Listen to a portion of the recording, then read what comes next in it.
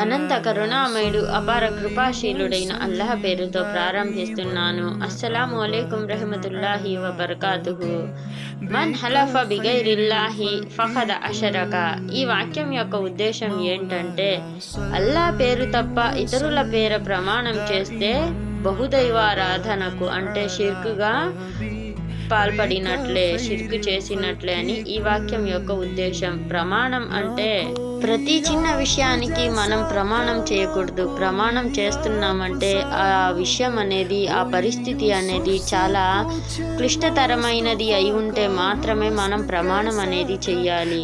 అది కూడా కొంతమంది చేస్తూ ఉంటారు, తల్లితోడు అని, అలాగే ఖురాన్ మీద ఒట్టు అని, అలాంటి ప్రమాణాలు చేస్తూ ఉంటారు. అలాంటి ప్రమాణాలు అనేవి చేయటం కూడా షిర్కుకు పాల్పడినట్లే.